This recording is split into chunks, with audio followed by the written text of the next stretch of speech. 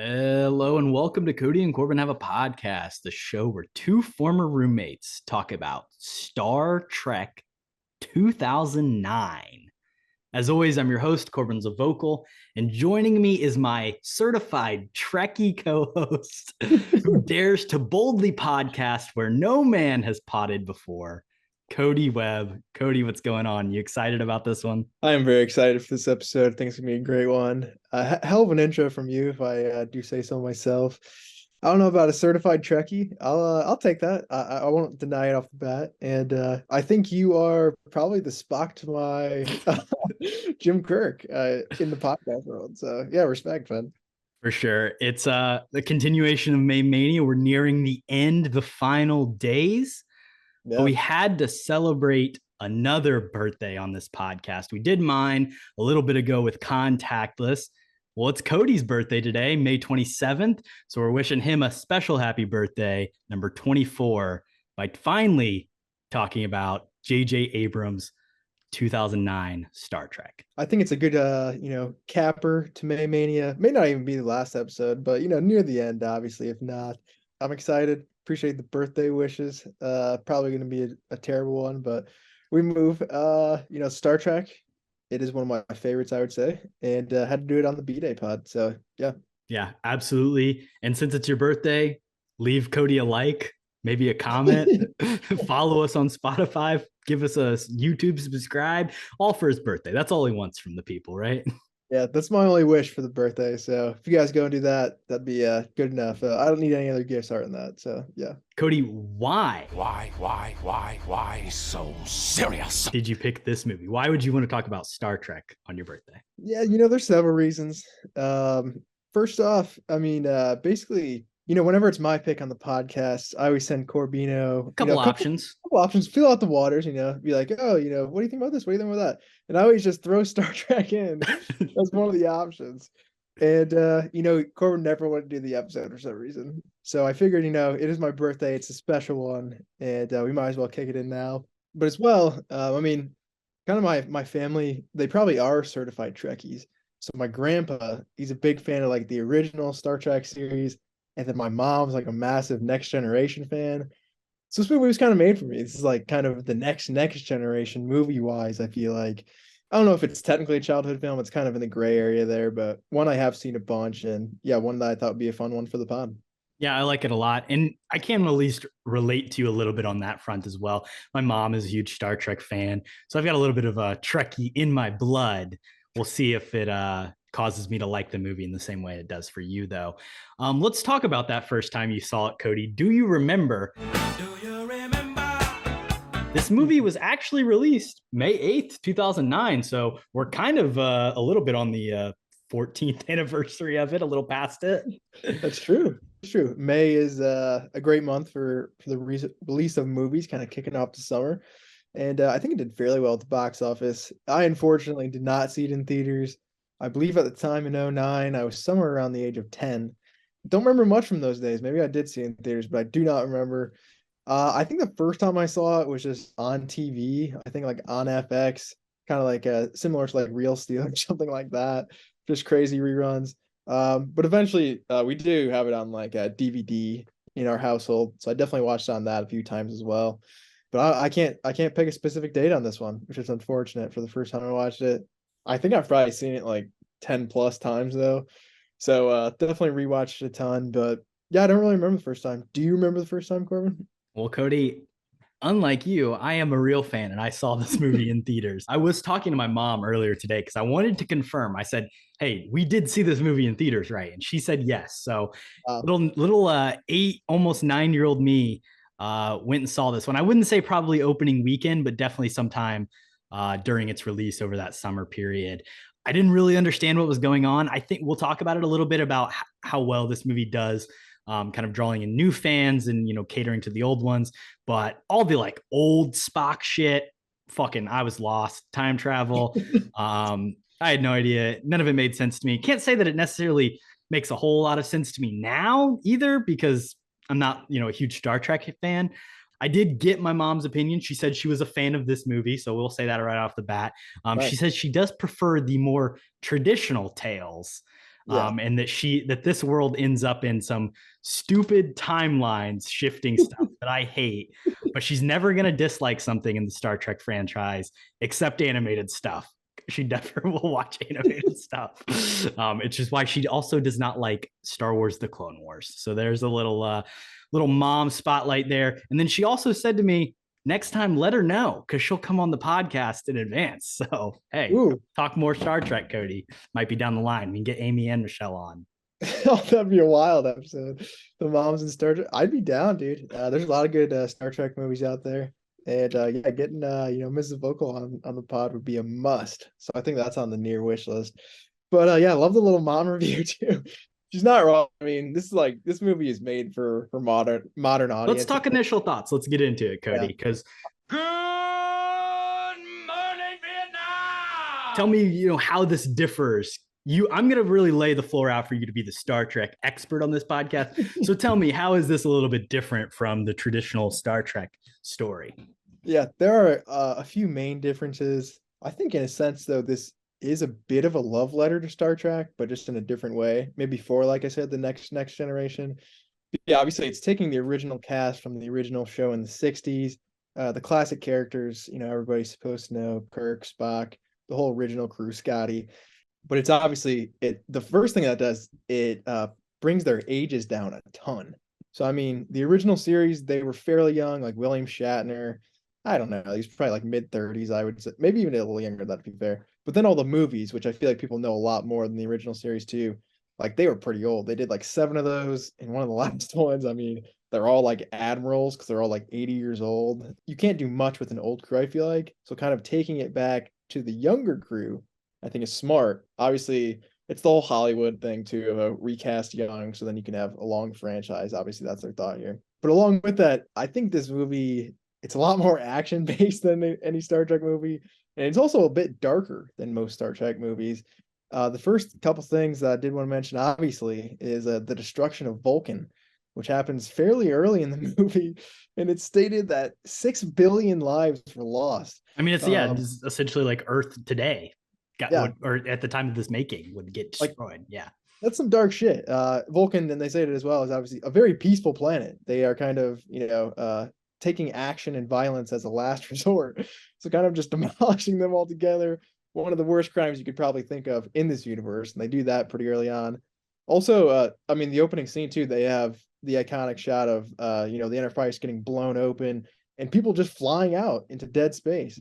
So a lot darker than I think you'd really see in any of those original Star Trek movies, or even Next Generation. I mean, you have some Borg stuff in there that can get kind of, dark, Picard getting turned into stuff, but for the most part, like, this movie's edgy, it's modern, it's for, it's for the youngins in 2009, 2010, So I think it's kind of definitely the demographic it is pointed at is 100% different. So it doesn't surprise me. Your mom was not a massive fan of this. Yeah, I'll throw it over to you, though. I'm very, very interested in your thoughts on this. I have seen some Star Trek because, my mom would watch it. So it would be on. And I think the general vibe and the thing that would probably most people would say is Star Trek is the more nerdy, science-y, logic. I mean, Spock as a character is obviously purely based in logic, and the whole Vulcan ideology is about logic. But Star Trek as a whole is more about outsmarting and outwitting and coming up with peaceful solutions and diplomatic solutions rather than just full-fledged space battles that you see more in Star Wars. And in this movie, particularly, I mean, the opening of this movie, like you said, is just the fucking Romulan ship comes out of the lightning storm and just absolutely destroys, rains hellfire down on Daddy Kirk and the crew. Shout out Chris Hemsworth, of course. But yeah, I mean, this is basically a Star Wars movie, I would say. This is by far the most Star Wars Star Trek movie. And like you said, I mean, the Federation, it's like a peacekeeping organization. You don't see anything like this in most of the shows, just because most of the shows are political stuff. It's not really action based. So it is 100% a turn for the franchise, but I think JJ Abrams really knew what he was doing here, and that's just auditioning for a Star Wars movie. And he also made the franchise really cool. But I think that's the problem with some of the sequels too, is they try to do the similar thing where it's just nonstop action. It's where do you go from here? Yeah. And that's just not really the franchise. I think this is a great one-off sort of spin-off reboot movie. Obviously, with the whole alternate universe, it's really whacked up, but it allows itself just in this certain scenario, which will definitely never happen again, of somebody, traveling through time and affecting the past, to kind of go crazy actiony, which I think is a cool choice. But yeah, the sequels, I think, try to do the same thing, but really don't come up with a good scenario where that would be allowed in this universe. Yeah, for sure. And this is interesting. You mentioned this being kind of a reboot, or like it is a reboot, but it's also like almost more in the vein of like what we call like a legacy sequel today than anything, because you have the return of Leonard Nimoy playing this original version of Spock Prime. And this is existing in an alternate timeline where, different things happen to these characters. So maybe that, kind of makes sense. This is a bit of a darker world where Captain Kirk's father would have got like brutally murdered at a young age, and like the Federation approaches things differently, and kind of the whole ideal of like what this universe is like has been changed maybe a little bit. And they try to explain the whole alternate timeline thing as well. It's a little wordy on this rewatch. I mean, some of the dialogue is not the best, I'll definitely admit that, but yeah, kind of just some exposition dumps here and there. Another thing I wanted to mention too, I think the modern cast is actually really great, especially in hindsight. Chris Pine's okay. I would say this is probably Chris Pine's best movie that I've seen. I don't think he's in a ton of great stuff. I mean, Wonder Woman, obviously he's the love interest, but like he's a guy. That's not really a Chris Pratt. I mean, Chris Pine movie. There's too many Chris's in Hollywood as well, so I just forget about him too much. And then Zachary Quinto, he's a good Spock. Obviously, not the best actor today, but the side characters are great. Zoe Saldana, John Cho, Simon Pegg, the Chekhov, who is passed away unfortunately, but all the side people I really, really loved, kind of just the casting choices. Even Winona Ryder as his mom, and of course Tyler Perry too. Great side cast. The deeper the cuts, probably the worse it gets. But I really like the original series crew kind of rebooting, just because those characters in the shows and the movies weren't as interesting, like Uhura and the helmsman. Like, I don't really care about Sulu or Chekhov, but I think in this movie they do add a lot to the story and character-wise as well. So I like the modern kind of recast of everybody a lot. Yeah, I mean, I think they did a great job picking, like, even when your cameo dead guy, like dead father who gets killed in the first 5 minutes is fucking Chris Hemsworth before he becomes Thor. Like, you did a pretty good job of scouting out people. And obviously this is the same year that Avatar comes out. So like Zoe Saldana is in the biggest movie of all time, just in 6 short months or whatever. But yeah, I think it's a really solid cast. Obviously, like Quinto, like you said, is more of a character actor, but I think that's what you need for Spock in this case for sure. Yeah, and I forgot to mention Karl Urban, who is one of my personal favorites as well. Bones, man, Bones is such a boring character in the original series, and he's such a southern just idiot in this movie. Love it, great casting all the way around. I would say that's the gist of my initial thoughts. One last thing I wanted to bring up too: this movie's like a tight 2-hour film, which I feel like does not exist a ton anymore in Hollywood these days, especially in like the sci-fi action genre. Everything these days has got to be, it's got to be at least 2.5 hours. It's probably 3.5 with, whoever's directing. If they're high prestige director, it's going to be 4 hours long. I like the 2 hours. Keep it short, keep it simple. Give me a tight script, and I'll be happy. But I'm honestly surprised it was only 2 hours, because obviously I've seen it a bunch, but I remember it kind of being longer just because I think there are a lot of memorable scenes. But yeah, give me shorter movies, dude. I'm that guy. I don't want to sit in the theater all fucking day. I agree. I think the runtime is solid. However, we're going to get into it in the bad in a little bit, but I don't think the pacing of this movie is the best. I think the way it's laid out is a little weird and interesting, and the time of their lives in which they choose to like place. I don't know. There's just a lot of questions that I have. It almost feels like nothing happens in the 2 hours at the same time. Like, I don't know. We'll get into it. Let's talk about the trailer.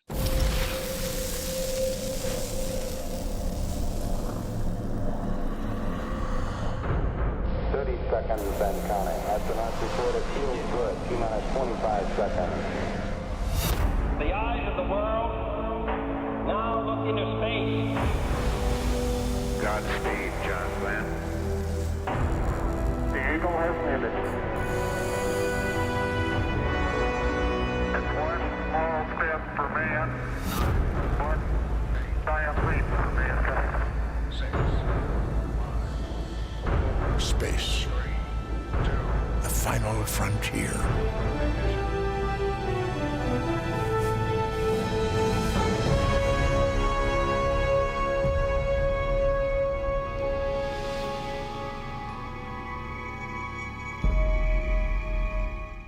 trailer talk. We actually chose the teaser trailer this time, or I chose the teaser trailer, because I think it's kind of interesting. It's not really anything about like what's going to happen in the movie or plot wise. It's really just highlighting this big new CGI enterprise that they've got rocking for the movie. So, what do you think about this teaser trailer? I think it's pretty lame, honestly. I mean, obviously it's just a teaser. I feel like they're trying to do fan service, but it's just like weird electrical shots that aren't in the movie. Welders just going to work. They literally, I a little bit of background here. This played before Cloverfield in like 2008 in theaters, when it was first released. JJ Abrams directed some of the shots himself of the trailer, and they hired like real welders to like come in and just do some welding, and then they, obviously digitally put the fucking Enterprise there. That's interesting. I wonder how much they got paid an hour just to weld some stuff on camera and look cool. But that is interesting. Also, they use like moon landing audio, like Neil Armstrong audio. Yeah, so it's like a mix of the original actors a little bit. I mean, you get some Spock in there, but then also, like you said, moon landing stuff. Spock says, "Space, the final frontier." These are the voyages of the Starship Enterprise. Yeah, I mean, that's obviously just the classic quote from the Star Trek shows, but yeah, kind of just really weirdly cut. And I don't really like it, honestly. Maybe, I don't know when this was shot, obviously. I feel like maybe they were in like the middle of some rewrites and didn't have any footage or something. Or just like super early. This is like very early. Like they're probably still in production, maybe like shooting stuff as this comes out. I do like the line, Kody, at the end of the trailer. It goes, "Under construction, summer 2009." That's a pretty sick draw. I like that. Yeah, I like the wordplay there. Overall, though, I'm really not a big fan of this teaser, to be honest. I think they could have done a lot better. Just do anything with like Spock and Kirk. I keep wanting to call him Picard for some reason. That is my captain, but yeah, just show me like a behind shot with like Spock's ears or something, and that would be fine enough, I think. But this is kind of lame. I'm not gonna lie. I respect it. The good, the bad, and the ugly.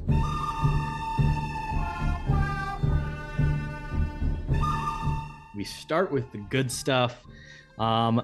I think all of the action space stuff is extremely well done. There's a reason, like you said, that this is basically a Star Wars tryout, and it got JJ Abrams the job. He literally directed The Force Awakens and unfortunately The Rise of Skywalker because of this movie. He got to helm and executive produce the entire series again, unfortunately. But he works with ILM in this. He's using completely computer generated effects. There's no miniatures like they used in the original series. And I think it is relatively effective in what they do. Do you think these action scenes are good? I think it's definitely a good looking movie. And there is some like quick cutting with like hand-to-hand combat. I really like the kind of shoot 'em up style that it has a little bit, especially when like Kirk and Spock go over to Nero's ship and kind of have a little mini just 2v20 shoot 'em up. I think that's a fun scene. Everything in like space battles I think is good. The opening scene visually is very, very good. That's probably one of the better just battle scenes in the entire movie. But yeah, visually I think JJ knows what he's doing for the most part, on a visual standpoint. Maybe some story stuff that we'll get into later that maybe he's not the best on, but yeah, I think the visual stuff, there's so many just like beautiful shots in this movie as well. I think the camera work is underrated.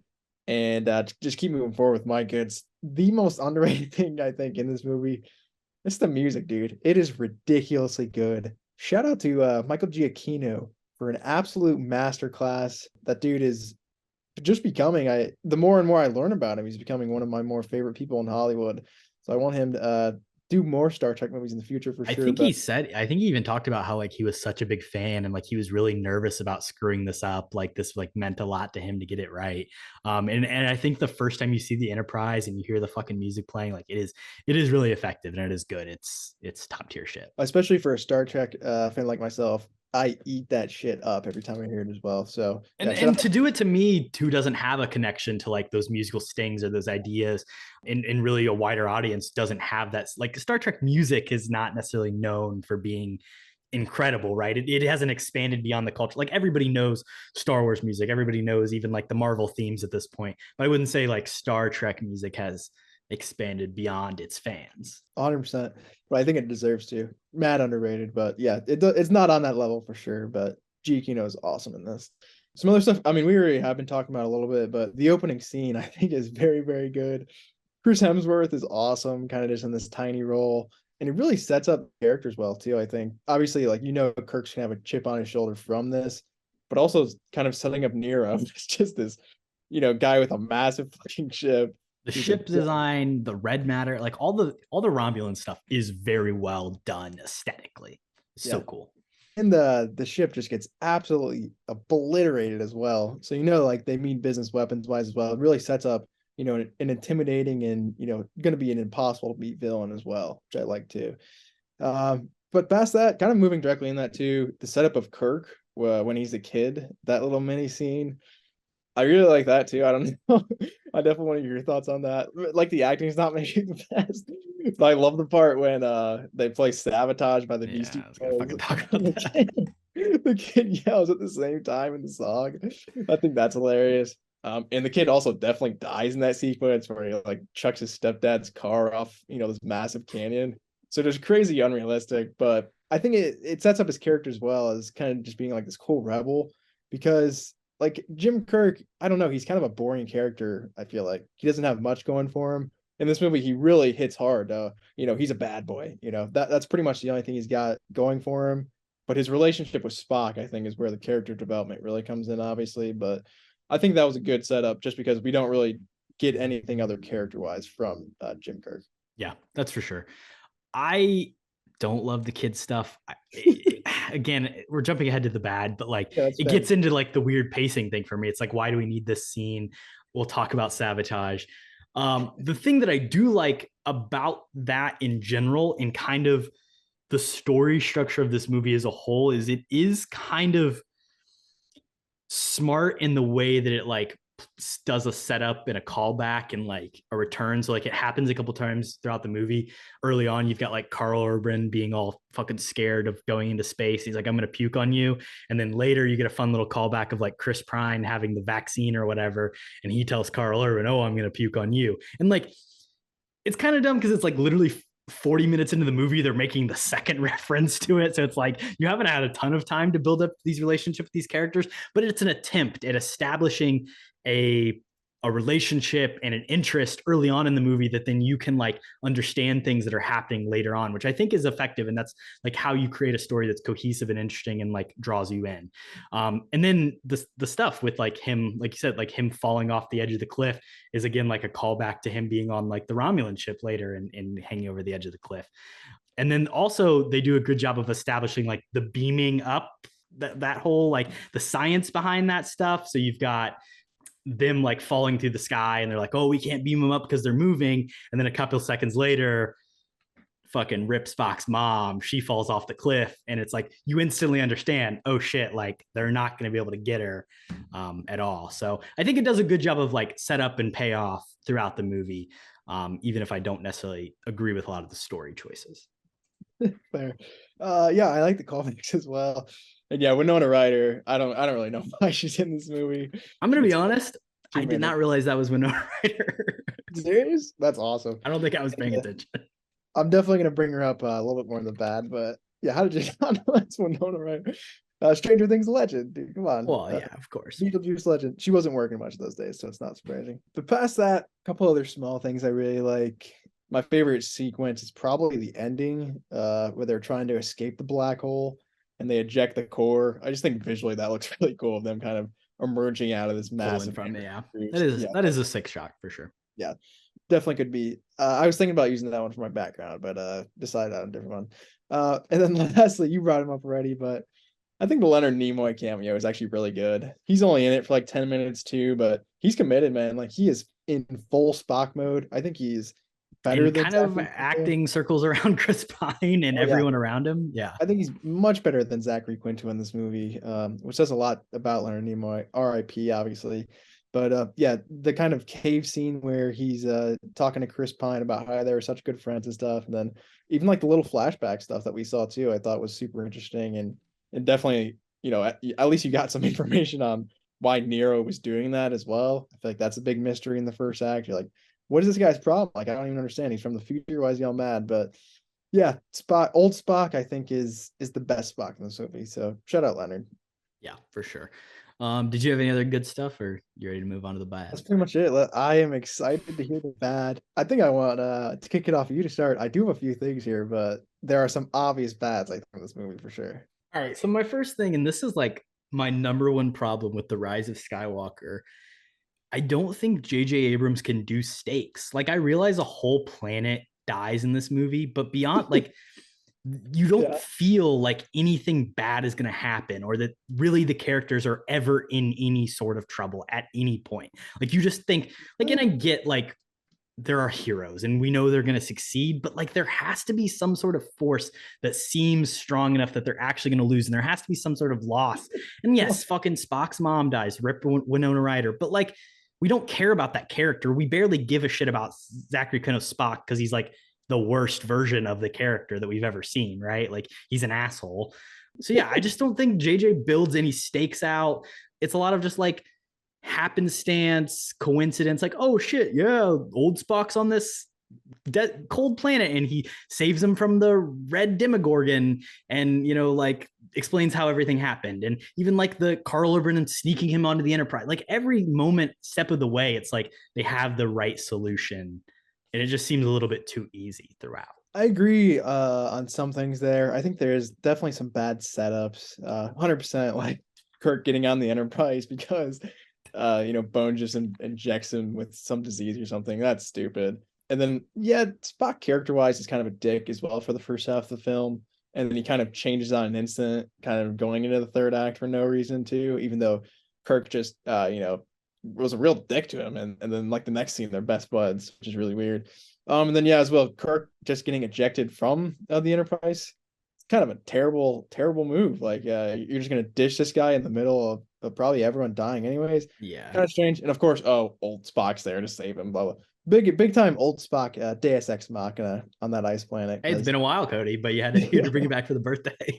This movie brought it back a couple times. And another one is Scotty being on the ice planet as well. And then of course, Leonard Nimoy knows the guy who came up with the equation in the future, but it doesn't even really matter because you don't need him because Spock knows it anyways.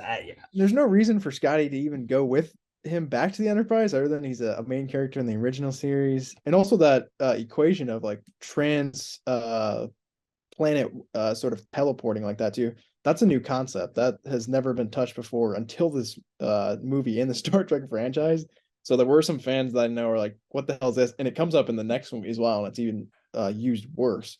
So not a great creation there from JJ, but I agree. I think story-wise, there are some weak spots. I think there are stakes, though. I mean, like just the opening scene introduces those stakes. I don't know. They capture, Captain Pike, and they take a bug down his throat. So I mean, this guy's pretty much unstoppable. And then he becomes admiral at the end of the movie. He's fine. Like, yes, the guy we meet in the opening scene that literally we've never even heard about. Like, oh shit, Kirk's father, sick, is gonna die. Cool. Like, yeah, there's some stakes for you, Cody. I think there is stakes. I think you're definitely mistaken on that. But I have a lot of bad things I want to throw into the conversation here. First off, I definitely want to hear your opinion on this, but what do you think about the lens flares? Obviously, JJ Abrams staple, but I think it's a bit overkill. They're sitting in that fucking cockpit and it is fucking blinding every direction. There's a lens flare coming at you. It's insane. I think it's really cool. They shot a lot of this like in real sets on location. It's not like blue screens. Like they built these like the bridge and everything. Yeah. But the lens flares are ridiculous. The lens flares and the nauseating camera movements. Like every time they go down a hallway, it's like they're on a boat, not like they're on a ship, not a spaceship. And like there's some times when it works, and there's some cool Dutch angles that he uses to kind of like show like when Chris Pine first takes the captain's seat, there's a cool shot of him. But like it's way overused throughout the film. I agree. I think there are some definitely interesting shots, but like you said, the shaky camera can get really bad at times, and the lens flares are just ridiculous. Like it's not necessary, and it doesn't make it look better. Like it definitely makes it look worse. So I don't really understand the choices there, but yeah, that's the big thing visually for me. Some other just weird actors in the movie. I already mentioned them, but Winona Ryder in this time is really not working at all. Obviously, I think the only thing I really know her from is Beetlejuice, and then of course, Stranger Things. And I think she's pretty bad in this movie. But the other actor I wanted to bring up as well, who I think is very bad in this movie, is Tyler Perry, who, of What did course, talk about him? yeah, he was in our inaugural episode of Gone Girl, of course, and I was a big fan of his. I was not a fan of his at all in this film, but yeah, what do you think about his inclusion? No, I didn't do any research. My guess is he's in this because he's a Star Trek fan. Like that's got to be the thing, right? And I think Because he's friends with JJ. it's like a weird role for him to play. Like I feel like, we talked about how great he is in that Gone Girl episode, and I almost just think it's because like they gave him like a nothing part where he has like no charisma or charm. Like he doesn't get to do Tyler Perry at all. That's the cool thing about the lawyer. It's like, yes, he's not Tyler Perry, but he's still like oozing charm in the same way that like a comedian can, grab your attention. Whereas in this, he's like this stickler government guy who just fucking sucks. Come on, JJ. He's a terrible character too, because obviously at the beginning he's like, all right, Kirk, you're on suspension indefinitely. And then at the end of it, he's like, oh, just kidding. You get your own shifts. like he has no sort of power behind the character either. It's kind of just like, oh, whatever they tell me to do, I'm going to do for this guy. So I guess we can just talk about the pacing here. Okay, so movie opens, Kirk's dad dies, boom. Fast forward, how many years is it? Like 9 years or something? I don't know. He's a kid, right? So we flash forward to him as a kid. Then we see Spock as a kid where he's spitting young Sheldon bars in a little pod, so he's smart. They're cutting around. He doesn't have to finish any sentences, but he's saying, "Oh, pi r squared times 3, and then radius." And then we jump to old Spock, and then we jump back to old Kirk, and he's doing his like he's fighting at the bar. And then he gets sent off to Starfleet Academy, and then we skip ahead to the end of Starfleet Academy, and then he's doing this test. And then right when he's facing his disciplinary hearing is when the distress signal happens, and then they have to go and leave. So like the original conception for this movie was that they were going to do like a younger version of the characters, but it was going to be focused on the Starfleet Academy time. And I almost think that would be a lot more interesting. If we're going to do a young character version, let's see them actually go through school. Like let's do that. Let's not show the beginning and the end of it and then have them like instantly jump off into space. And now he's a fucking captain, like, because Pike makes him first officer and then he gets himself killed. Like, Pike, he kind of makes him first officer for no reason. That's kind of just a weird right in there. I agree on some things. I mean, it is pretty much just exposition dumping for the first, I don't know. I mean, the opening scene is cool. And then, like you said, like the next probably 15, 20 minutes is just straight exposition dump. Set up the characters a little bit, get a sense of them in the academy a tiny bit, but not really. But that's where we kind of venture off. And it also makes sense that the fleet's not there. Like, why are they sending the academy people on this unbelievably dangerous mission that says the fleet is like caught up in some other system? Complete bullshit. Like that makes no sense. I kind of like throwing these characters just straight into the deep end off the bat. It's kind of a thing where where it's going to end up. Like, it's kind of a prequel in a sense. Like, Kirk is going to be the captain and Spock's going to be the first officer. Well, wouldn't it be so much cooler that it's like actually building to that instead of an hour into the movie, you like instantly see how it's going to happen? Like, it'd be so much cooler of like, okay, you've reached the end of this movie and like, you've proven yourself that like you deserve this role. And like, I don't know. It's kind of like he's handed it and then he has to prove it, which is stupid. Yeah, that is fair. But Pike's been holding his hand the entire fucking time. I mean, he got him into Starfleet, so. True. Shout out Captain Pike. That guy's a G. Admiral Kody. He's an admiral. Thank you. At the end of this. True. You have been relieved. But yeah, I mean, I kind of agree with that. It's kind of the thing where in the sequel, they try and venture off from the original series timeline where they do the thing where they kill off Kirk instead of Spock, who sacrifices himself, and I don't think that really works. So I think they should have just stuck to this movie where exactly what the ending is going to be, and then they do exactly what the ending is going to be. So yeah, that is understandable. I feel like on a rewatch, I kind of just don't care about plot threads too much anymore either, and I have seen it like 15 times. So that's probably why I didn't think too much about that stuff specifically, but definitely relevant, I think, to bring up. Do you think Carl Urban's accent is good in this movie, Kody? I would say, yeah. I think it's probably the best accent work in the film. I don't love Simon Pegg's accent work, if I'm being completely honest, but I think Carl Urban's a strong, great, good old Southern boy. It's not the best, I would say. I mean, obviously, you've got character things or whatever to play into, but like, I don't know, just let fucking Carl Urban do his like Australian accent, Stop trying to make him be a weird Kentucky boy. Yeah, the boy Carl Urban. I think that would elevate this film for sure.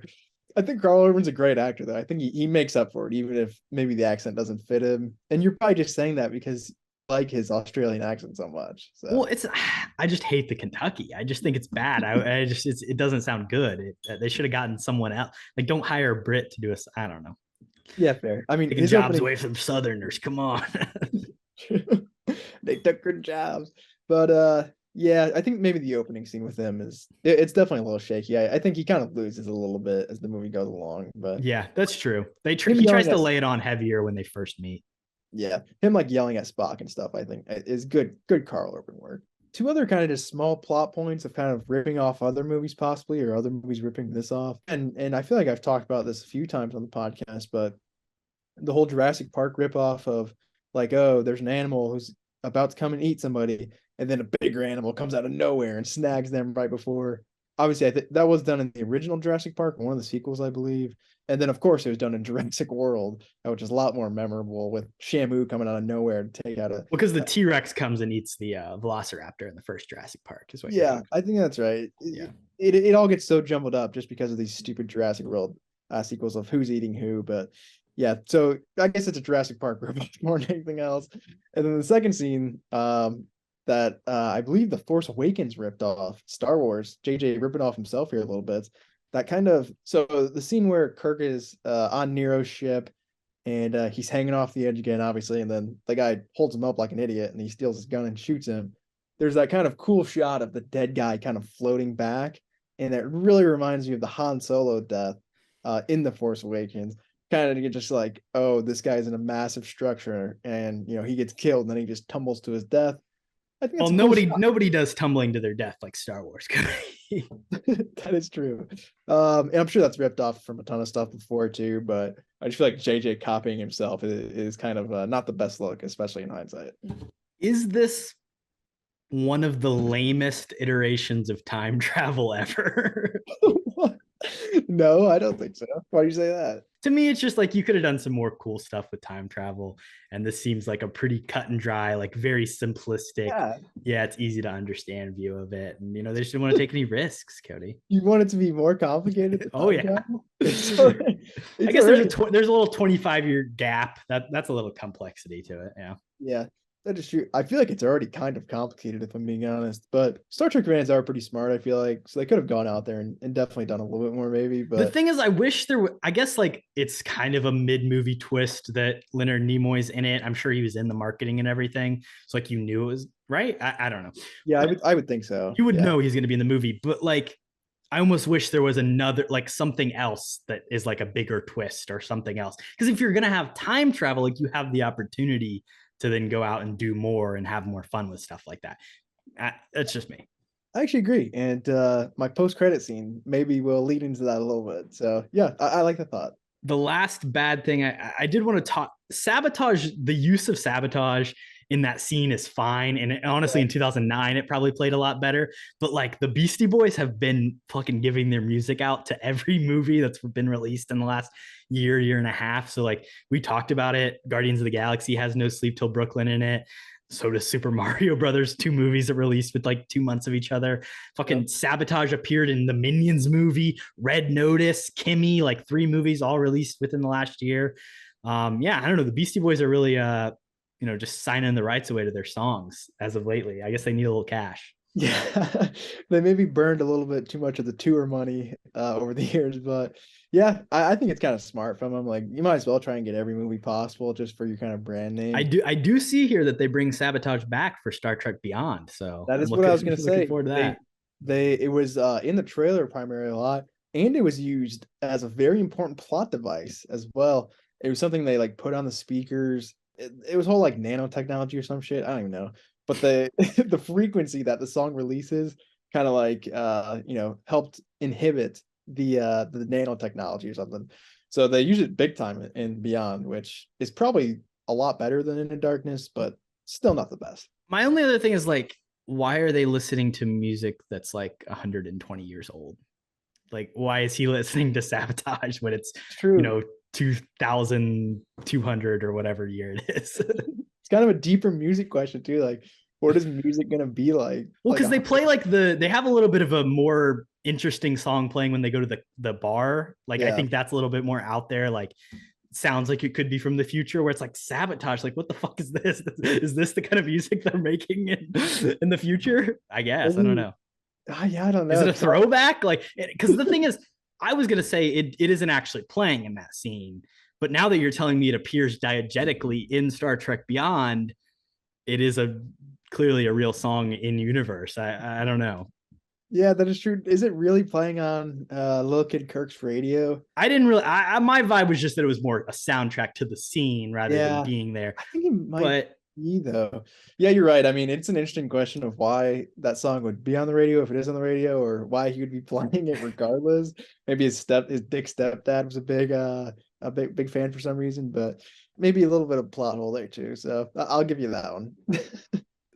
Let's talk about the ugly, Kody. What do you got for this, man? I got a couple things. First off, I mean, I already mentioned kind of, but the jokes about Spock's mom are pretty tough. And I mean, the kid at the beginning definitely deserved to get his ass kicked, I'd say. Pretty unwarranted stuff there. And then also Kirk, the instigation leading up to the third act to take control of the ship. That's literally the only motivation too.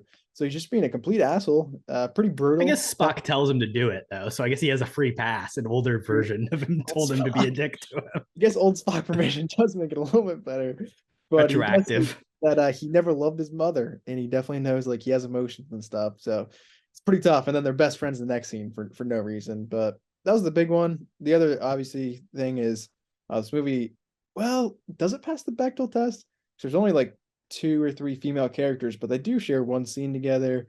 I guess they are talking about a transmission a little bit, but most of it is centered around like guys and stuff. So I don't really think that counts. Maybe there's like one piece of dialogue each side where the green girl's like, what was the transmission about? And she's like, oh, I'm so worried or something like that. But I definitely don't think that qualifies to pass the Bechdel test.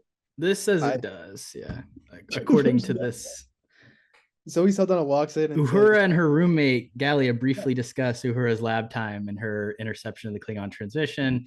It's brief but necessary to the plot. Somebody disagrees though. They think it's too short. And and like Kirk is also there under the bed. Like he's kind of there. It's a scene about Kirk. That's like background stock footage, basically B-roll. Yeah. So but it is kind of important information. It is like very vital, but it's not. It's weird. But the thing is as well, she just comes in and says like, oh, there was this crazy transmission. And then her roommate says something else like, oh, what was it about? And then she doesn't answer the question. Yeah, she's like, well, what's up with the dude under your bed or whatever? The mouth breather. Who's the mouth breather? Yeah. Another great Stranger Things line. Shout out. But yeah. They stole everything. They stole Winona and they stole the line. My big thing, it's just kind of a weird joke where like Chris Pine's in his bar fight or whatever, and he like gets pushed into Zoe Saldana and he just grabs her boobs like for no reason. Like, what the hell? Like, I forgot. It's really strange. Yeah. And then she just like pushes him. And it's just like one of those things where it's like a weird 2009 joke that they have to put in this movie. Do you think this movie's funny, Kody? Well, I don't know. Maybe there's some lines here and there, because there's like definitely not. Anton Yelchin's character, the Russian guy, he does like the Victor joke. So that's there's like funny. That. Yeah. And then there's like him grabbing Zoe Saldana's boobs. That's not very funny. Karl Urban being scared of flying and joining a space academy. Like, yeah, I don't know. Not a lot of great jokes. Simon Pegg has a lot of comedic value, I'd say, to this movie. His kind of just random lines of being like, oh, can I have a towel? Like just random. I mean, Simon Pegg is always funny, right? It's like he can say anything and it'll probably make you laugh. He has some tension breakers, but yeah, I agree. I kind of forgot that scene was even in the movie. It's obviously very early on, but yeah, definitely unwarranted there. I think if they did like a re-release, just cut that entirely, because the bar fight's okay. I like the cupcake line with the one guy, but yeah, him like hitting on Zoe Saldana at the begining too is kind of just unnecessary, I feel like. Well, and then it's also weird because then like Pike just shows up and it's like, was he at the bar or did he like walk in on like it's a little confusing about his presence there. And he's like, everybody get out. It's like, what? Strange. Genocide, also pretty ugly.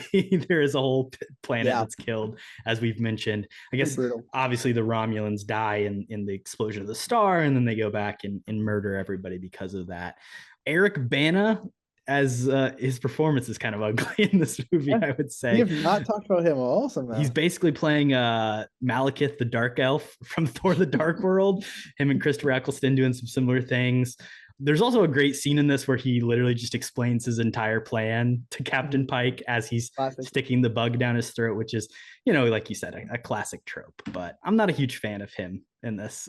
Yeah, I agree. One of my initial thoughts when I started watching the movie again, one of my first thing that I put in my notes was like, Eric Bana is really good. And then as the movie he does start off good. The first scene is nice. Yeah, the first scene's good. There's some specific lines of his I do like, but yeah, I'd say overall he's really not great in this movie. On my 15th rewatch, I think maybe a little nostalgic goggles on that, because I always, in hindsight, I was like, oh, Eric Bana is a crazy, awesome villain. But I think there's just one specific line, which I'll definitely bring up in our Whose Line It Is Anyways, that I really, really enjoyed. I said on the podcast multiple times, but yeah, I would agree. The look isn't great, I don't think, and the performance is also pretty ugly, so definitely worthy of this category. All right, let's move on to Whose Line Is It Anyways? Welcome to Whose Line Is It Anyway? All right, Kody, since you kind of let the cat out of the bag, do you want to start? Do you want me to kick it off with my line? And by the way, you have to guess who says this, by the way. You're never going to guess right, it. Exactly. But if you're wearing headphones or something, headphone warning. I'm not going to try to yell too loud here, but it could get out of control. Explanation point at the end of this line. But it's fire everything! I do believe that is the Romulan himself, Nero, the man. The man from the future. Yeah, I don't know why, but I really, really enjoyed that piece of dialogue. Fire everything. He literally screams it at the top of his lungs, and maybe the best line delivery I've ever seen in my life. So, by far, favorite line of the movie for me. I do have another one, but I'll throw it over to you. See if you can stump me. I got two for you here, so we'll start easier here. First one. Are you out of your Vulcan mind? Great line as well.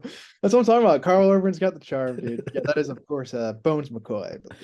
And of course, that's great because Vulcan, you can kind of substitute for fuck there. So playing with the PG-13 rating for fun. True. I think you could throw in a lot of F-bombs in this movie and make it R-rated very, very quickly. But yeah, shout out Karl Urban. My second line, another one of my favorites. And it's another character we haven't really talked about either. But the line is, get off of there. It's not a climbing frame. Get off of there. It's not a climbing frame. Uh-oh. We're into the bag for this one.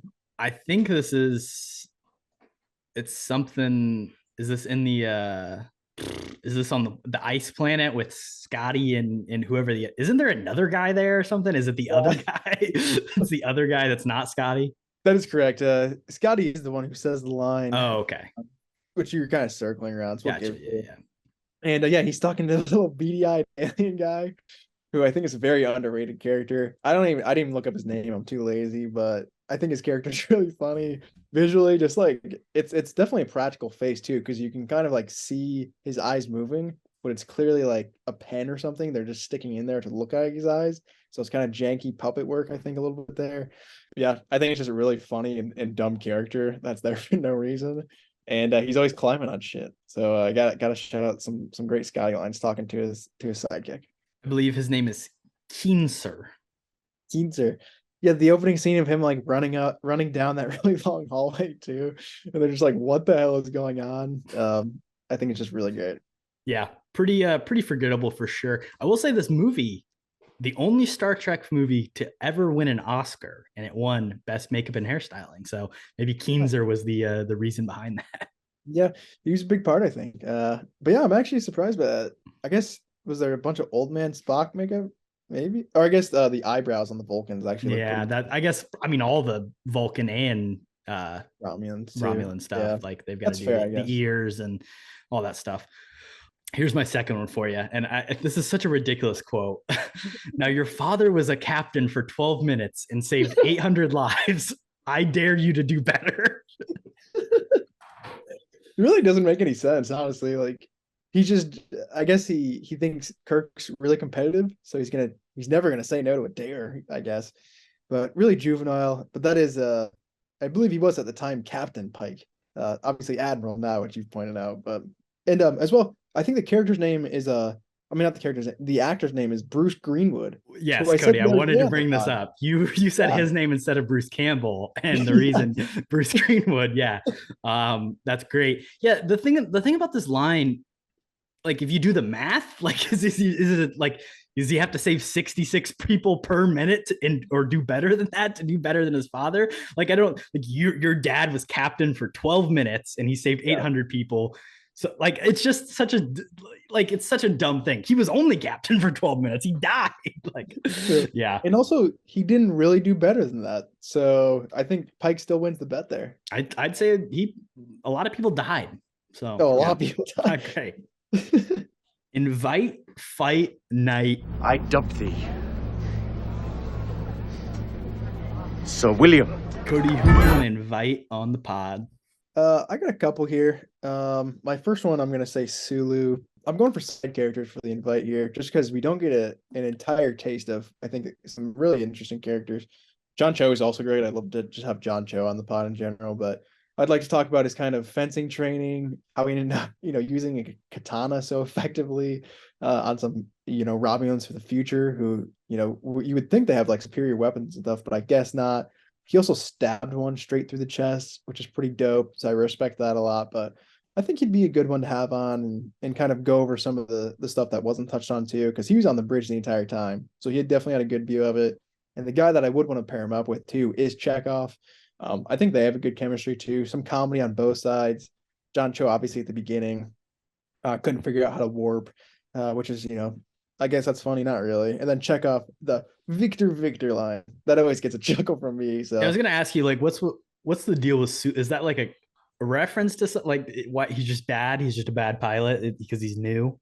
Not really. I think it's a plot thing. Also that's his introduction, and it's kind of like, oh, he says his full name, you're like, ooh, I'm Hikaru Sulu, blah, blah, blah. So it kind of introduces the character in a fun way. And then also it allows Kirk to kind of get to the bridge and be like, we're screwed. Like, this is coming, blah, blah, blah.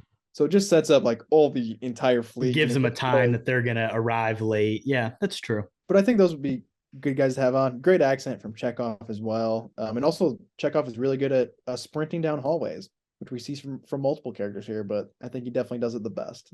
Yeah, rest in peace to that guy. I was looking up how he passed away, and it is really unfortunate what happened to him. Anton Yelchin or Yelchin, I believe. Yelchin, there it is. Rest in peace to him. Right. I believe Beyond was dedicated to both him and Leonard Nimoy. Yeah. Who are you inviting on the pod? Well, first one, Leonard Nimoy, old Spock. I think he's the coolest of all the characters. Obviously, he's lived for 128 years beyond this movie's existence. He's fucking figured out equations that they didn't even have in the original Star Trek movies. Like, this guy's got all the answers that we could need. So definitely old Spock, and he's not a dick like young Spock. So, and then on top of that, I would also just take Zoe Saldana, just her, not her character. Because she's been in, how many major franchises. She's worked with so many incredible directors. I just feel like there's so many things we could talk to her and ask her about. She's just been in so many like huge movies. It's crazy. Franchise queen, Zoe Saldana. And this was one of her early franchises too. This is probably the forgotten Zoe Saldana franchise. So. We were just talking. I did not even realize that she was in this movie when we did our trivia podcast episode.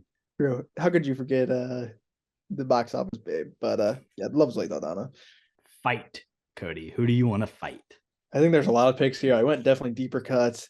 My honorable mention here is the cupcake guy, just because I don't like his face, and I think he definitely could use a good. He could have used another appearance in the movie, like because he shows up like when he's heading to Starfleet, but I feel like at the end of the movie he should have showed up again. Agreed. I think maybe throw him into the kind of the tag team fight that Spock and Kirk went on. I think that'd be fun. Kind of maybe even kill him off. Why not? But the guy I do want to fight does get killed off actually, and it's another scene we actually haven't talked about. It's the free fall scene near the beginning, and his name is Olsen. I think the red suit guy.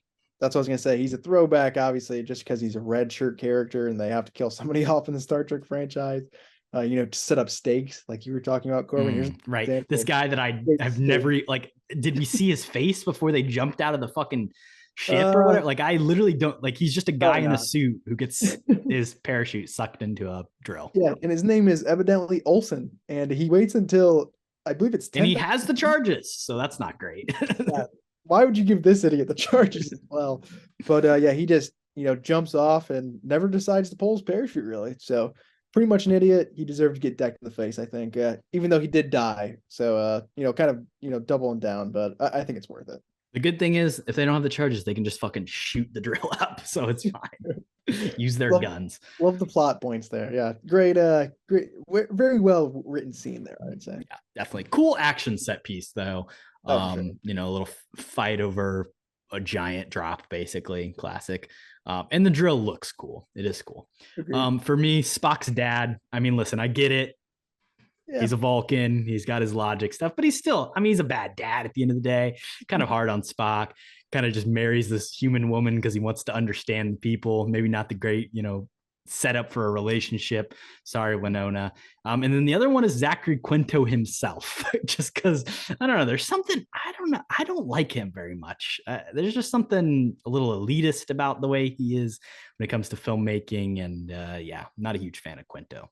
I back that. He's also always in a bunch of weird pilots that never take off. There's one specifically. He's a big TV guy. The Slap, where he slaps a little kid, which is great. That could be the clip of the week. That show lasted though, didn't it? Like they did a whole season of it. Well, it probably went viral like the first couple episodes. I vividly remember the commercials. I never watched it, but yeah, I do remember the Slap. 2015, man, it was a crazy time on NBC. Crazy time. I never watched either, but yeah, I back those. Spock's dad, definitely a dick, especially with growing up, half human, half Vulcan in that situation. It would be pretty tough, I feel like, to grow up in. So not a great fatherhood.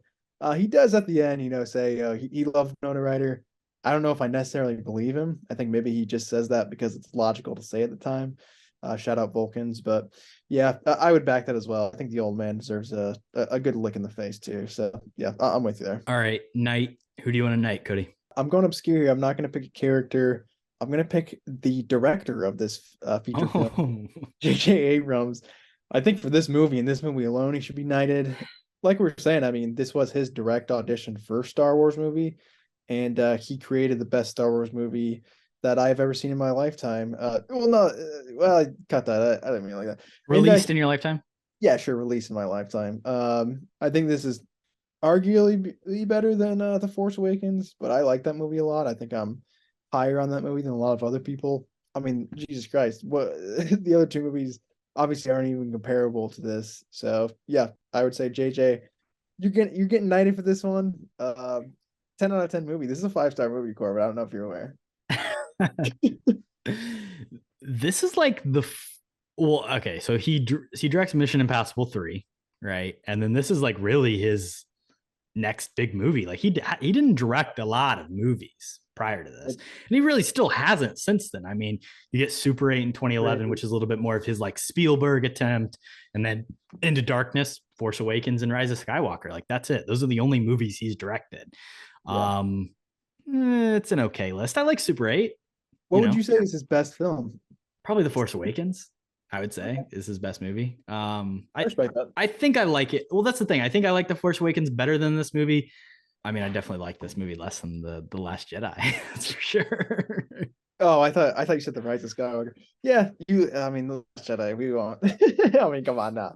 But I think the Force Awakens is definitely comparable. I don't know. It's kind of the same thing too, where it's obviously setting up a universe, which I think he is good at. The sequels he is very, very much not good at. So I think this plays into his strengths on that level too. It's also an interesting thing of like JJ Abrams is more than anything like a producer. Like that's what he's made his name doing, whether it's executive producing various TV shows or movies. I mean, that's kind of also why they hired him to do Star Wars beyond making this movie. It's like, oh, well, here's a guy who knows how to like run a big project and kind of be the face of it. But I think the thing that he's always struggled with throughout his career, dating all the way back to his first hit Lost, like he doesn't necessarily know how to end things. I mean, even Star Trek, they've talked about there's plans to do a fourth movie at this point, but that's basically in production hell and has been for the last 7 years. I mean, I don't see it happening, if I'm being completely honest, just because the cast has gone on to do a lot of bigger and better things too. Obviously, like Carl Urban and Zoe Saldana, Simon Pegg. Chris Pine, I don't even know what he's doing today, to be fair. Same with Quinto. Dungeons and Dragons. Yeah, true. That was a pretty good hit this summer, I guess, to be fair. But yeah, I don't know. It's definitely. I think this is 100% one of his better movies, but yeah, he's not good at kind of following up a good project, and that's the best case of that. I think is. I mean, Lost. you said it with this and the Force. Like he's great at starting things. Yeah, that's what he's good at. And people Not should ending. just keep him there, right? Like I don't. How many I don't times have you understand. seen The Rise of Skywalker? How many times have you seen that? I've only seen it once. I saw it in theaters twice. So Okay. and Not then that I movie's bad. maybe rewatched it since then. I mean, it came out obviously 2019. So recently, I mean, we're yeah. almost on 4 years at this point, but I definitely saw it in theaters twice, which was probably 2 times too many. Yeah. My night, I mean, I gotta give love to Kirk's dad. I mean, he does save 800 lives in 12 Fair. minutes, Kody. I mean, come on. He's the real hero. He's a real hero. The damn autopilot fails. If this was The Dark Knight Rises, then it would have been fixed 6 months in advance and he'd be alive at the end of the movie. But luckily it's not. And he has to sacrifice himself. And yeah, it's an emotional moment. Winona Kirk, the name of Kirk's mother, you know, is just crying as she's holding this baby boy. Okay, that's the other thing. Wait, she's pregnant, right? She's having the baby. Why is she on this fucking ship having a baby? It's a peaceful mission, dude. This is Where? They live their normal lives on these spaceships, bro. And then a fucking gravity storm, lightning storm just came out of nowhere and killed everybody. So yeah, I don't know. That's a good question too, but we don't ask those questions. Setup's a little confusing there. Let's move on to the recast. Bond. James Bond. My name's Bond. James Bond. The name's Bond. James Bond. The name's Bond. James Bond. I'll start us here. Carl Urban, sorry, you gotta go. We gotta get a man with a real Southern accent. Brutal. And we've been talking about him a lot recently on the pod because Fast and Furious, of course, is on the brain. So let's bring in the man from Tokyo Drift. He's like, hey, you know, Justin Lin would go on to make a Star Trek movie. So maybe him and JJ are friends already. He could have given him a suggestion. Hey, go cast Lucas Black for the role of the Doctor. That's pretty terrible casting. I love a Lucas Black shout out. I have some pretty bad casting upcoming as well, so I won't say too much, but he can do a Southern accent, I guess, kind He's of. from Arkansas. So. I mean, I feel like his accent is really bad in Tokyo. It's not. Well, that's the thing about it being bad in Tokyo Drift. It's like, because it's so pronounced and ridiculous, it seems bad, but like it's legit. So I don't know. It's also just because nobody else is doing that in Tokyo Drift too. Yeah, it really stands out. Stands out when you're in Tokyo. But yeah, I'm sure Lucas was available. I doubt he was working on any major project at the time, so definitely doable. I have a couple picks. Well, I mean, off the top two, I think this movie it's cast pretty well, so I'm not going to go after really any of the heavy hitters. First off, I will target Eric Bana in the role of Nero, of course. And I was thinking of someone who maybe doesn't play villains that much, but maybe was given the opportunity once and kind of it was just wasted altogether. What about Christian Bale as Nero? That really brings another level of intensity, I think, to this film. Gives it maybe a little bit more credibility acting-wise as well, especially, I mean, Eric Bana, he's okay. Like the Hulk, and I don't even know what else he's in. He's not in much, I feel like, really. But yeah, adding Christian Bale, I think, to this cast would bring it to the next level. So I think that's my serious casting here. One thing, that movie's called Hulk, not the Hulk. Don't disrespect Ang Lee's masterpiece like that. And two, I've also got a Thor villain to throw in and to replace Nero. And it's going to be Cate Blanchett, Kody. I think we could get a little a female villain action here. Replace that. Dude, I don't know what Eric Bana is doing. I don't like it. We need somebody with some real chops. And obviously Oscar winner Cate Blanchett, maybe not in 2009. She wasn't ready to jump into a franchise like this. I mean, yes, she did Lord of the Rings, but that's kind of a different thing. But I think she'd be really great. If we're not going to get her, maybe Mads Mikkelsen do a little bit of early Star Wars thing. You know, you always hate on him, but You love Mads he could also pull this off as well. Yeah, he was a pretty great villain in Doctor Strange, right? Yeah, for sure. I guess you could say the same thing about Christian Bale, I guess. But I do like Kate Blanchett. I like that a lot. I think you could definitely gender swap that role as well, and no one would care. So yeah, young Kate Blanchett, probably the best actress in this movie too. So respect. Oh, yeah. My other pick, I will throw out there. I wanted to get rid of Tyler Perry, just because I mean he's just pointless in this film, and I feel like it's really distracting. What if you made him Nero? I don't hate that. I mean, that's better material for him for sure. I don't know if he's gonna nail the fire everything line like Eric Bana, so definitely screen test that specifically. But yeah, for Tyler Perry's role, I was trying to just being like, if it's gonna be a distracting role anyways, let's just make it ridiculously distracting. So I said, let's throw a young Shaquille O'Neal into this film. He was already acting a little bit. He was in, I believe it was just called Steel, a great superhero film. And then he was a genie or something in another one too. I think it's called Shazam, actually. That's off the top of my head. Kazam. Well, close enough. Shout out Black Adam. But yeah, I think Shaq would be good in this. And I mean, he's definitely going to be better than Tyler Perry. So that's pretty much all I'm looking for here. So yeah, bring the big man into the Star Trek universe, I think. He was playing for the Suns at the time, so take a little trip from Phoenix over to Hollywood. He needed the publicity. I guess it was more old man Shaq than young man. It was definitely old man Shaq. Yeah. I'll take old man Shaq still. That makes sense for the role. Right before Inside the NBA or whatever the fuck that show's come on. I mean, he's really good on Inside the NBA as well. So yeah. Get those chops up. I love it. All right, rating. Do you like me? Kody, I know you think this is a fucking fantastic movie. So what do you give it out of 69? I'm going high here. In my notes, I have 66 out of 69. I think I'm going to stick with it, dude. I don't know if this movie has a spot on my top 10 list of all time. I think maybe just for kicks, I would put it at 10. But yeah, I'm a big fan. Everything I said, super positive, obviously. There's definitely some obvious negatives, but I think like you said off the top of the show, a Trekkie like myself, I'm going to wear the nostalgia goggles for this movie and put it at a 66. I'm sure I would have a greater appreciation for it if I cared about it more when I was younger. But I just didn't. So to me, the stuff that doesn't works even less for me. So I'm going to give it a 44 out of 69, which is a solid little 3 stars, just on the cusp of almost being down to 2.5. But yeah, brutal. I believe also the Rotten Tomatoes is at 95% or something crazy. So I think this movie in general is pretty respected. Yeah, you know what we said, Rotten Tomatoes, one of our most trusted sources. True. This movie didn't make our episode on how Rotten Tomatoes is terrible and wrong. 94%, Kody. Sorry. Wow. I mean, that is pretty. 91 audiences. It is pretty impressive, I will say, for a 2009 blockbuster. I mean, fucking, it's the same as Iron Man 94, 91. So, and it's the same as The Dark Knight 94, 94. So I don't know. It's, yeah. This is a good film. All right. Hey, Kody, guess what Indiana Jones and the Kingdom of the Crystal Skull has on Rotten? Well, see, that's the massive outlier, though. That's probably 92, 93. 77. So not too. Is it really? But... God, that movie's terrible.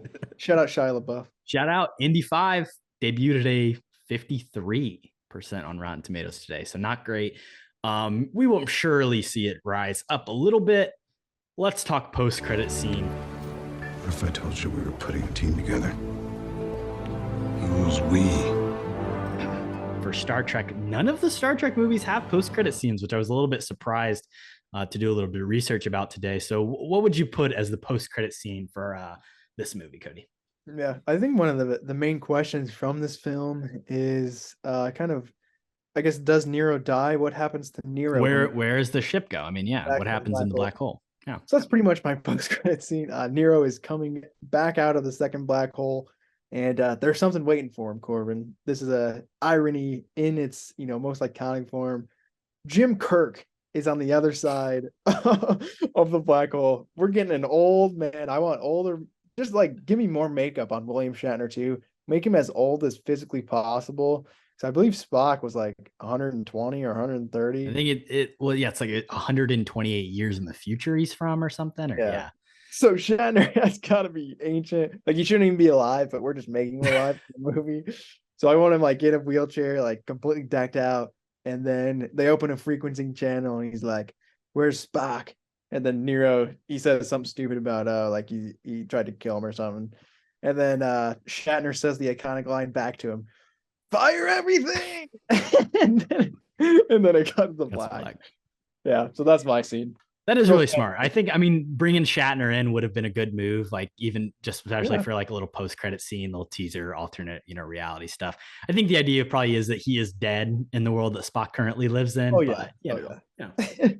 He doesn't have to return to Spock's time. It can be, a middle of the, who knows what time it is. Universe. Yeah, there you go. I like it. Maybe it is the Chris Pine version of, maybe he returns to the same timeline in the future, and then he's like, "Oh, fucking Nero, I finally found you. I'm gonna murder you again." Chris Pine old man makeup. I like it. Yeah, go. My post-credit scene is basically the same idea. You got to see what happens on the other side of the black hole. My irony, however, is that they return back to right before the sun consumed their planet, and they come out of this black hole and just crash into their fucking planet and kill everybody, and it blows up. Wow, a dark ending. So it's like they kind of killed. Yeah, they returned to their own timeline, to which they then murdered their own people again. Wow. Yeah, he probably wouldn't be too happy about that. So I'd watch it. I'm on board. Fuck the Romulans. 6 degrees of Dave. This is no respectable establishment. What do you expect us to do while we wait? Cody, we're connecting good old Chris Pine to Dave Bautista in as many degrees as it takes. Cody, how many did it take you today? Yeah, my route today is a little bit suspect. I believe, let me just count it out here, actually. I believe I took it in 6 transitions here. So 6 degrees, whatever. Literally 6 degrees of Dave we're doing today. Shout out. But yeah, not the best, but we're going to go for it here. Chris Pine, obviously, is the lead in this film. I don't know too many of his movies. I forgot about Dungeons and Dragons. So the first one off the top of my head that I thought of was Unstoppable, which is, of course, a Denzel Washington joint film about a runaway train, which is not the best. But with Denzel, I went a little bit more into the dramas, went straight over to Fences. For one specific reason, I wanted to link up Viola Davis and Matt Damon. So with Viola Davis in that, combo, obviously they star together in Air, which is a 2023 release. And then with Matt Damon, of course, moving over to the cameo in Thor Ragnarok, and then straight over to Chris Hemsworth in Thor Love and Thunder, which obviously Dave Bautista is somewhat in. So I believe we count that. But also just thinking about it too, like Chris Hemsworth is in Star Trek. So I feel like there's probably a faster connection through that route somewhere. But regardless, we'll do it in 6 degrees this time. Well, Cody, you forget, of course, Chris Pine was in Don't Worry, Darling, our favorite movie of 2022. So I did forget that. God, that movie sucks. the controversy, man. Remember Harry Styles spit on him. I did see that on TikTok. Chris Pine in Wonder Woman with Gal Gadot, who of course is in one of the greatest movies of all time, Fast Five, with Vin Diesel, who is in the Guardians of the Galaxy holiday special. Ooh, I forgot about with Dave Bautista. Nice. Obviously much quicker path. Yeah, I just wiped Vin Diesel out of my mind most days. So that's understandable forgetting that. Oh yeah, Vin Diesel's always on my mind. So fun little connection there. Finally, our recommendations. I drink your milkshake. I drink it up. Cody, what have you been into? What have you been watching? I'm behind on everything. So yeah, same. And we're recording back to back here pretty much. So and this episode's also coming out in 10 days. So yeah, so anything new, nobody's giving it be relevant anyways. I will only have one recommendation today, and basically I'm looking for a new TV show to watch. And while I was on HBO Max after I clicked off of The Last of Us, evidently the new season of Rick and Morty is on HBO Max. So I've started watching that. I believe I'm like 3 episodes in.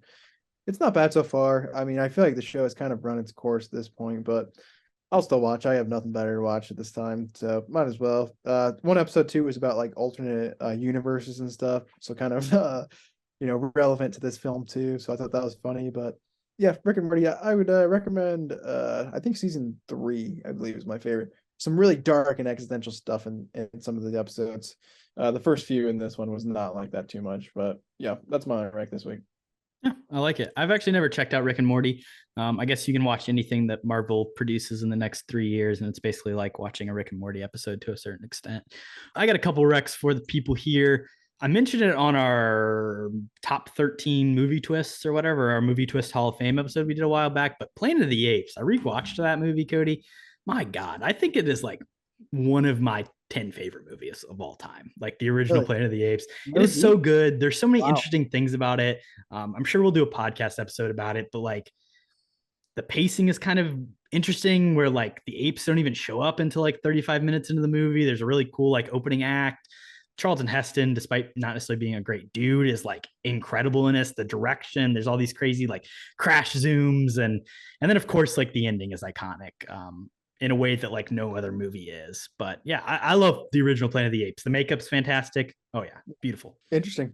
Yeah, I haven't seen that for a while. The twist, of course, is iconic. If you haven't checked out our twist episode as well, I think that was a fun episode. But yeah, surprising. I definitely would not have pegged that to be in your top 10. So that's definitely interesting. And then I checked out a new movie called Blackberry, which is the Glenn Howerton, Jay Baruchel movie kind of about the invention of the BlackBerry. It exists, in the world of marketing real life movies that we've started to get, whether it be the Tetris movie or even Air, and there's like a Flaming Hot Cheetos movie that's going to be releasing in the next couple months. Terrible. Yeah. So like we're in that world of IP where it's like product IP is what we're making movies about.